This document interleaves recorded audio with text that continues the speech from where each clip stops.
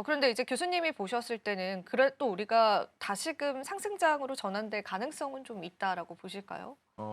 제가 몇 번 말씀드렸는데 이게 원래 창과 방패 싸움이기도 하고요. 그래서 이제 규제 자체가 어쨌든 저희가 친크립토가 아닌 정부에서도 이렇게 계속 저희가 업앤다운을 이어지고 뭐 반감기라든지 역사적으로 보면 그런 거 있어서 제가 봤을 때는 이제 저는 투자 쪽 하는 사람은 아닙니다만 이런 것들이 물론 이 시장 자체가 아시겠지만 워낙 업앤다운이 워낙 심한 시장이잖아요. 네. 저는 이제 그래서 크립토 인터를 세 번이나 봤던 아 그쵸. 세 번이나 겪었던 사람이고 저는 뭐 직접 투자를 하지 않고 옆에서 생태계 내에서 도와주고 기술 쪽 하는 입장에서 보면 그에 대한 그 생태계, 에코나 그 커뮤니티에 대한 반응 저도 잘 알고 있는데 지금도 그런 것들이 이제 계속 그러니까 일종의 이런 것들이 무조건 계속 우상향으로만 계속 갈 수밖에 없는 상황이죠. 그래서 업앤다운이 당연히 이벤트가 있었을 때 당연히 발생되는데 근데 본질적인 가치를 좀 보시면 좋을 것 같아요. 그런 관점에서 단기적 관점으로 볼 거냐, 장기적 관점으로 볼 거냐 그 관점에서 보셔야 될 것 같고 물론 이제 이벤트가 있을 때마다 그거는 투자하시는 분들이 잘 결정을 하시긴 할 될 것 같아요. 이걸 지금 내가 갖고 있는 포트폴리오 일부는 내가 현금화 시켜야 될지. 이제 보통은 제가 이제까지 보면은 개인 투자자들은 이거를 오랜 동안 기간이 길었을 때 버티기 쉽지 않죠. 네 맞아요. 왜냐면 개인 사정이 있고 그런 캐시플로우 상으로 당연히 견디긴 어려운 거고. 근데 재밌는 거는 외국은 기관 투자자들이 많거든요. 그래서 그것도 여력이 좀 있는데 우리나라 시장은 현재는 그때 저희 다뤘지만 개인 법인이 아직 계좌가 많이 풀린 건 아니잖아요. 기관 투자가 있진 않은 상태라서 이거 고스란히 다 개인 투자자가 버텨야 되는 상황이다 보니까 그래서 민감할 수밖에 없는 건데 이건 아마 시장 자체가 확대가 돼서 법인 투자가 들어오고 그리고 지금 약간 좀 악재인 거는 제가 오늘자로 아마 지금 뭐 뉴스상으로 블록락이 일부는 매도를 해서 음. 그래서 그것도 약간 여파가 있다고 하는데 아마 그 당연히 그런 자산 운용사는 장기적 포트폴리오 장기 단기 포트폴리오 짜다 보니까 그런 게 또 영향이 있었을 것 같고요. 그래서 이런 것들이 종합적으로 봤을 때는 이벤트마다 당연히 업앤다운이 있다라는 보여지고요. 그런 것들은 이제 제가 좀 안타까운 거는 이 개인 투자자들한테 그걸 다 고스란히 버텨야 된다는 게 좀 아쉬운 점인 거고. 맞아요. 그래서 사실은 외국처럼 ETF라든지 기관 투자자 아니면 이제 법인이 들어와서 그걸 좀 버퍼를 가져갈 필요가 있는데 그런 게 전혀 없다 보니까 직격탄인 거죠. 개인 투자자들은. 그렇기 때문에 그런 게 아마 투자자 입장에서는 애곤이 좀 어려운 점이 느껴지고요. 이런 것들은 투자는 언제나 가치 투자는 단기적 투자와 장기적 투자를 좀 밸런스 있게 좀 맞출 필요가 있을 거라 보여집니다. 네 좋습니다. 강세장 가능성에 관해서 교수님의 의견을 한번 들어봤다고 보시면 될 것 같습니다. 자 그러면 다시금 이제 미국 정부의 제도 이야기로 들어가서요. 사실 이제 암호화폐 시장이 제도권으로 이제 편입이 된 거는 맞잖아요. 지금 현재 보면은. 근데 이제 어 추가적으로 더 제도권 안으로 들어올 수 있는 가능성도 있을까요? 이 암호화폐 시장이? 현재 로드맵을 보면은 네. 그 법안 자체가 보면은 사실은 이미 미국은 전략 자산화도 그렇고요. 전체적으로 뭐 이게 SEC와 CFT 일어나는 이 CFTC 네. CFTC 그 이제 증권이냐 상품이냐. 그래서 그런 명쾌하게 돼서 아마 미국 시장 자체는 현재는 미국 시장 먼저 얘기를 말씀드리고는 다른 나라 아니 우리나라 말씀드리면 미국은 이미 이건 SEC가 관여를 될지 CFTC가 할지 이제 그렇게 정확하게 명쾌하게 좀 점점 좀 잘 갈라서 할 수 있는 체계가 마련됐다 보여지고요. 그래서 아마 트럼프 입점이 들면서 점점 디지털 자산을 기존 제도권 그리고 에셋 클래스는 이미 된 상태잖아요. 그런 것들이 그래서 이게 증권은 증권 아니면 상품 이런 식으로 정확하게 나눠서 그런 체계가 더 갖춰졌다고 보시면 될 것 같고요. 미국이 제일 먼저 앞서 있다고 보시면 되고 유럽은 약간 미카처럼 약간 이제 규제 중심이었죠. 그래서 그런 게 있고 우리나라가 좀 문제인데 우리나라 이제 가버넌스 이번에 저희 방송도 다뤘지만 STO 법안도 밀리고 네 맞아요. 이게 좀 사실은 더 뛰어들어서 적극적으로 이걸 어떻게 대응을 하고 시장 규제도 하면서 진흥을 어떻게 할지에 대한 더 플레이가 나와야 되는데 그것들이 좀 되지 않고 있어서 일단 규제를 보면 시장 이 제도권으로 들어오냐를 봤을 때는 이미 미국을 포함한 모든 나라는 다 제도권으로 다 들어와 있다고 보시면 되고요.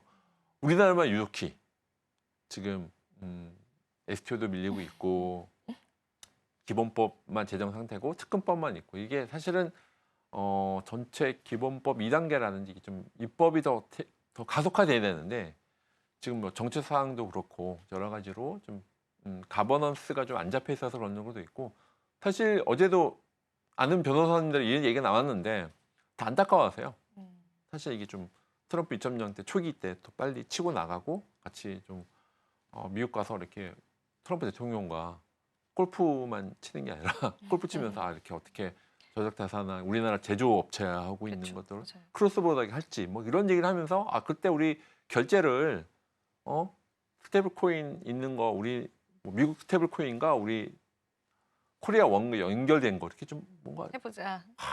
할 게 많은데 저도 약간 아이디어 떠올랐는데 할 게 많은데 그런 게 좀 규제 얘기하시다 보니까 이제 그러다 보니까 이게 좀 타이밍이 놓치고 있다라고 보여주면 될 것 같습니다. 네. 여러 가지로 또 우리나라도 발빠르게 준비를 해야 되는 건 맞는 것 같습니다. 이제 그런 부분들은 아직까지 부족하다라는 게 업계 관계자들의 이야기이기도 합니다. 전반적인 내용을 좀 종합을 해보면은 이제 SEC의 행보도 그렇고 유럽 같은 경우에도 미카라는 법안을 시행을 하면서 암호화폐 산업이 보다 조금 더 구체적으로 성장해 나갈 수 있도록 그 청사진을 제시하고 있습니다. 하지만 반면에 국내 같은 경우에는 최근에도 STO 법안이 다시금 무효화되면서요. 많은 브레이크가 걸려 있습니다. 여러 가지 또 대내외적인 이슈들이 있기 때문에 또 암호화폐 시장이 올바르게 성장하기에는 아직까지는 부족한 게 지금 현재 시점인 것 같습니다. 자, 그러면 미카는 어떤가요? 잘 시행이 되고 있고 미카는 또 부작용이나 그런 것들은 없을까요? 미카는 이제 지금 여러분들이 많이 오해하시는 게 되게 규제인 규제인데 네. 거기 보면 되게 이노베이션이라는 단어가 많이 나와요. 어. 원래 우리가 잘 규제 체계를 잡아서 혁신을 만들어내는 한 부분이고요. EU 미카에 대해서는 워낙 우리나라도 그렇고 모든 나라가 제일 이제 가장 선도적으로 나온 법 체계 내지는 규제 체계 때문에 그걸 갖고 있고요. 그래서 시행을 되면서 그래서 미카에 대한 부분들은 미카 자체에 대한 프레임워크 자체는 저는 괜찮다 보여지고요.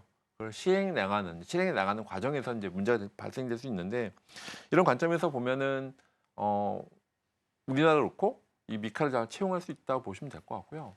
근데 좀 이제 재밌는 거는 뭐 하나 말씀드리면 미국은 혁신이 많이 나오잖아요. 왜냐면 빅테크가 많고 유럽 입장은 그걸 사용하는 관점이다 보니까 규제의 관점이죠. 그래서 뭐 AI도 그렇고 미카도 그렇고 이제 규제 중심인데 그래서 저는 안타까운데 재밌는 건 미카가 써 있습니다. 이거를 하는 이유는 이노베이션 때문에 이노베이션 키우려고 해라고 나오거든요. 그렇기 때문에 미카에 대한 부분들에 대해서는 좋은 규제 프레임워크도 있는데 그것들 좋은 그러니까 프레임워크 위에서 또 플레이어들이 이게 왜냐면 규제가 잘 되어 있으면 명확한 게 좋거든요.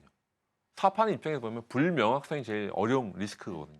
그래서 이미 명확하게 되어 있다면 플레이어들이 나올 수 있다라고 보여져서 미카에 대한 부분들은 제가 봤을 때는 이런 시행이 되고 물론 이제 모든 규제 체계가 완벽할 수는 없겠죠. 그러면서 네. 또 그 안에서 EU 안에서는 그걸 또 제가 알기로는 그 체계가 있다 피드백 받을 수 있는 체계가 있는 걸 알고 있어서 그런 것들이 아마 늘어나면서 미카는 아마 우리나라가 굉장히 채용할 수밖에 없는 프레임워크라고 보시면 될 것 같고 그래서 유럽에서는 지금 근데 좀 안타까운 건 말씀드렸지만 빅테크들은 너무 미국 중심인 거죠.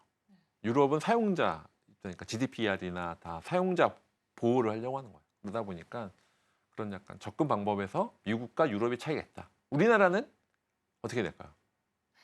우리나라는 투자자 관점, 너무 보호 관점이죠. 보호만 네. 하고 있어서 제가 봤을 때는 좀 미국처럼 좀 어쨌든 산업을 키우는 것도 음. 있고 또 미카처럼 소비자 투자자 보호 그냥 좀 밸런스가 필요한데요. 좀 밸런스가 좀 무너져 있는 건 맞아서 그래서 제가 몇 번 말씀드렸지만 규제와 산업 진흥을 좀 밸런스 있게 가져갈 필요가 있다. 다시 한번 강조드리고 싶습니다. 항상 또 교수님께서 말씀하시는 게 너무나 규제 중심적인 법보다는 개혁 중심적이고 혁신 중심적인 그러한 법안들이 때로는 필요한데요. 그게 잘 융합이 되기보다는 뭐 규제와 또 투자자 보호 중심의 법안이기 때문에 그만큼 또 글로벌 시장 대비해서도 우리나라의 가상자산 시장이 성장하는 데는 어느 정도 한계도 많이 있는 것 같습니다. 자, 그러면은 미국의 제도권 수용 전략도 좀 궁금합니다. 미국은 어떤 식으로 이 암호화폐 시장을 제도권으로 좀 수용시키려고 할까요?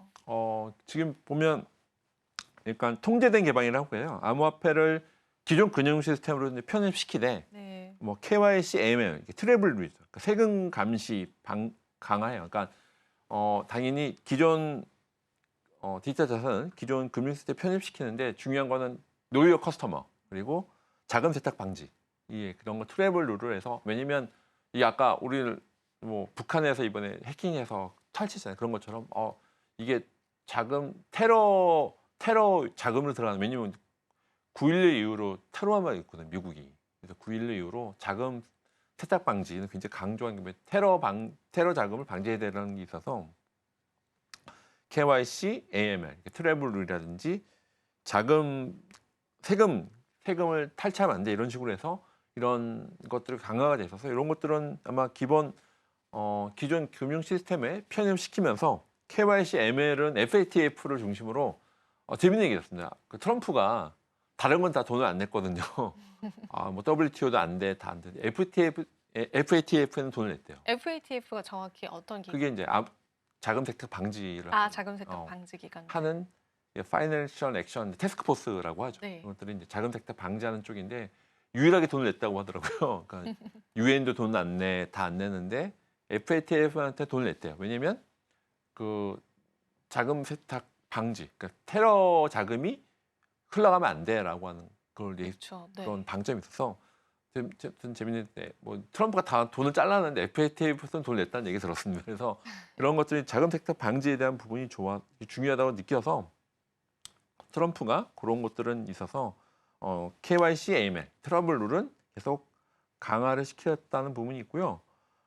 글로벌 리더십을 경쟁이 있어요. EU는 미카가 있고 홍콩은 뭐 ETF 승인 이런 게 있어서 미국이 몇 번 말씀드렸지만 층크립토 가는 거 없을 때 우리가 뭐 약간 좀 약해지긴 했지만 달러 기반의 스테이블 코인이라든지 CBDC를 하지 마 이렇게 했던 거는 크립토 에코를 더 키우려고 하는 것 같아요. 크립토 에코를 키워서 미국의 우선주의죠. 아메리카 퍼스트이긴 하지만 이런 것들에 대해서 미국이 이렇게 몇 번 말씀드렸어요. 스테이블 코인도 강화시키고 CBDC 안 하려고 하고 이렇게 하는 것들은 왜냐? 크립토에 대한 에코를 키우려고 한다. 그래서 이런 물론 KYC, ML에 대한 체계해서 약간 그게 정말 약간 밸런스가 있는 것 같아요. 그래서 이런 어떤 규제대로 하고 또한 이노베이션에서 우리가 층크립토로 또 에코를 가져가는데 테러 자금 세탁은 안 돼라고 하는 두 가지를 다 하는 것 같습니다. 네, 좋습니다. 그러니까 트럼프 자체의 어떤 의도도 우리가 보여지고요. 지난번에도 스테이블코인 관련해서도 이야기를 드렸었는데요. 또 스테이블코인 쪽엔 또 적극적인 모습들도 있잖아요. 그래서 여러 가지 이제 자금 세탁이라든지 달러의 패권이라든지 이런 통화 관련해서는 트럼프가 굉장히 많은 비중을 좀 싣고 있다는 느낌이 들어요. 그게 또 암호화폐 시장과의 연관성도 있다는 생각이 좀 드는 시점인 것 같습니다, 교수님.